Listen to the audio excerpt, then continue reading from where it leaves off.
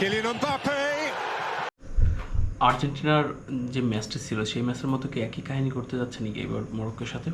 Argentina এবং মিশরের সাথে যে কাহিনীটা ঘটেছে আপনারা সবাই দেখেছেন যে কী ধরনের খেলা হয়েছে। যাই হোক, ওই টপিক নিয়ে কথা না বলি।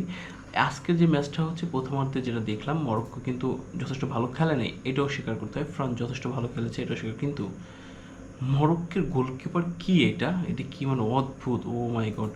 এমবাপ্পের মতো লোকের কিন্তু পেনাল্টি একদম ঠেকাই দিছে। আপনারা কি দেখতেছেন খেলা?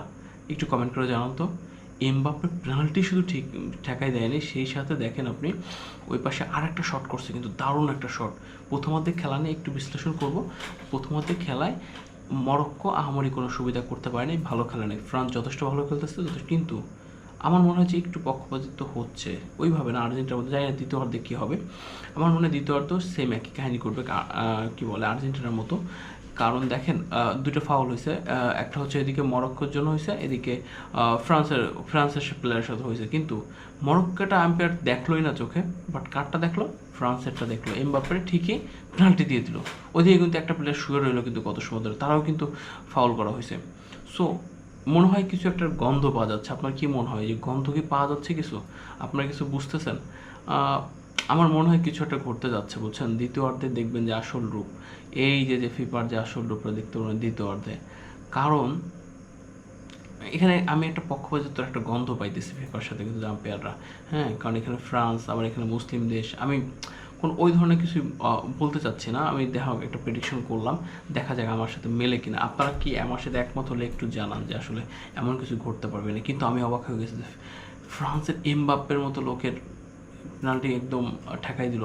সেই সাথে আরও একটা গোল কিন্তু সে সেভ করে, জাস্ট একটু টাচ করে বলটা উপরে উঠাই দিচ্ছে। আপনারা ওটা দেখছেন, আপনারা তো প্রথম ভিডিওতে প্রথমেই দেখেছেন। আপনার কি মনে হয় আজকের ম্যাচে কারা জিততে পারে? আমি তো চাই অবশ্যই মরক্কো জিতুক, এবং হাকিমির আমি একজন ফ্যানও বলতে পারেন। আর্জেন্টিনা হয়তো বা ছোটোবেলা থেকে করি, সেটা ম্যাটার করে না। যেটা সত্য সেটাকে সত্যকেই বলবো, মিথ্যাকে কখনো। আর আর্জেন্টিনার সাপোর্ট সম্ভবত এই বছরই শেষ হয়ে যাচ্ছে, আর্জেন্টিনার সাপোর্ট করা। কারণ আর্জেন্টিনা যাদেরকে সাপোর্ট করে আমরা তাদের বিপক্ষে। আপনি বুঝতেই পারছেন যে আসলে কাদের নিয়ে কথা বলছি। একজন মুসলিম হিসেবে আমি আর্জেন্টিনাকে সাপোর্ট করতে পারি না। হ্যাঁ, আর্জেন্টিনা জার্সি পরা, এই বিশ্বকাপই ভাবছি শেষ বিশ্বকাপ, আর আর্জেন্টিনাকে সাপোর্ট করা যাবে না।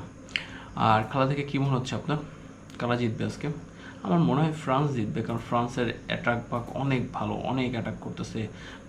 মানে মরক্কো তো এখন তাদের গোলে একটা শটই নিতে পারে না। হ্যাঁ, এক্ষেত্রে বলবোই মরক্কো উইক বা দুর্বল দল। বাট মরক্কোর জন্য অবশ্যই শুভকামনা থাকলো। আর হ্যাঁ, যারা ভিডিওটা দেখছেন অবশ্যই একটু লাইক, কমেন্ট আর সাবস্ক্রাইব করতে ভুলবেন না কিন্তু, আরও নতুন নতুন আপডেট পেতে। আর আপনাদের মন্তব্য অবশ্যই জানাবেন, এটা কিন্তু খুবই ইম্পর্টেন্ট। হ্যাঁ, চলুন তাহলে খেলাতে ফিরে যাই। কী অবস্থা?